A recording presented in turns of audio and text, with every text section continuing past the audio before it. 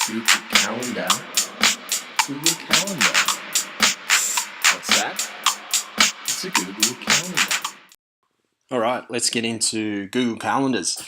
Google Calendars will hopefully replace the need for a student diary. You can put as much information into your calendar as you want. But the benefit of it is it can follow you around. Again, wherever you've got an internet connection, you can log on and check your calendar.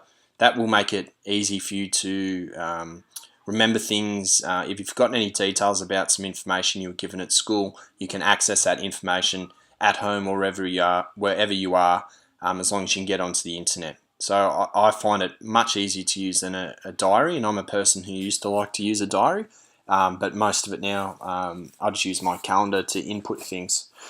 So your calendar, you can find up here in your G Suite section. Select calendar.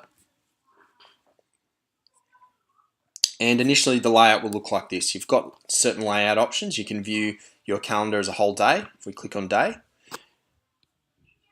week. Now day and week, they're good for someone who's super busy and needs their day crazy organized. I really don't think you need day or week. I would stick with the month view. This gives you a nice roundabout idea about what's happening a couple of weeks before today's current date, which is this November 22nd, 2016, and what's happening the few days after it.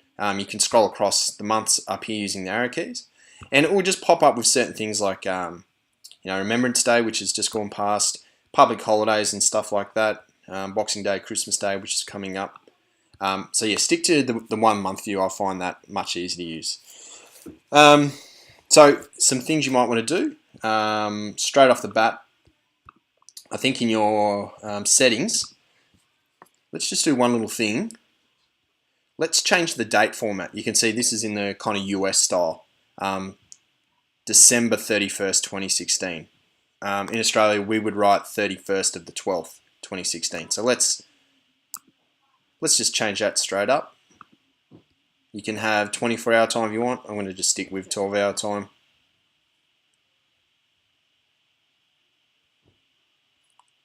And let's just save that. Cool. Alright, so over here you've got your calendars, and you should probably already have a default calendar that just has your name on it. This has got mine, Gareth John Wigg, and I've added a couple here. So if I want to create a new calendar, let's create a new calendar. Let's call it, I'll call it a birthday. I think I've already got a birthday calendar. Birthdays 2017. Create calendar. Boom. I'll pop up in a second. There we go. So you can see here I've got my main calendar highlighted. I'm going to untick that, untick birthdays. So this whole calendar view here can possibly display all of those at once. Okay, so if I just want to see stuff that I've put on my science calendar, let's just say it relates to science lessons or science talks I'm going to chat to, I just select that calendar, boom. And the stuff that relate to that calendar pop up. So I've just put a little fake input here. I've just put a meeting, I just called it dog, that's what I always type in when I've got to just quickly type something in. I'm going to delete that event.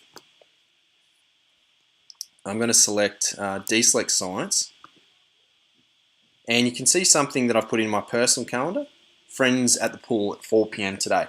So I'll show you how to add something to a calendar. So just be mindful about what you have selected here. Don't have too many calendars. I really don't know why you shouldn't. You really only need to have one calendar, to be perfectly honest. Okay, so click on the date that I want to add the reminder for. I want to call the event dinner at Mum's. Great, cool. Might want to edit that event, give it some more detail. So it is on the 23rd, which is tomorrow. Where is it at? Mum's house. Now here you could enter, look at this, you click on here, you've got Mum's Kebabs, Princess Highway, Oakley, Victoria, Australia. If you need to put a specific address, you can chuck that in there. And description, so if you need to take anything along with you, things to remember, like if you're packing going away for the weekend, do you need a tent, sleeping bag, etc., things like that. And then just save it. Now that's saved to that calendar. If I unclick it, it won't display the things because I haven't selected any calendars. If I click School 2017, those messages don't come up. If I click Gareth John Wigg, they come up there. Okay. So get in the habit of maybe just keep one calendar. I really don't think you need more than that. And just putting things in on certain dates when you know about it. So if your teacher says something, say you've got Italian, your Italian teacher says, we've swapped Italian days next week. It won't be at Wednesday at 11:40. It'll be Tuesday at 9 in the morning because we're going to make pizzas. Then that's probably a good kind of thing to put into your calendar. You go, okay, what date will that be? It's going to be let's go ahead. It's going to be Tuesday, the 6th of December. So Italian at 9 instead of Wednesday. Create. I might want to edit some things too. The Italian teacher might ask you to bring something in particular for that. So bring some pizza pasta sauce. Okay. And there you go. Now you can be a little bit more specific about if you don't want it to just be an all-day thing, if it's a certain time. So I'll say, okay, that starts at 9 and goes to, let's just say 10. Cool. Now I can save that. There we go. If I click on it, it should give me most of the information. Italian at 9 instead of Wednesday. Double click it, bring some pizza pasta sauce. Cool.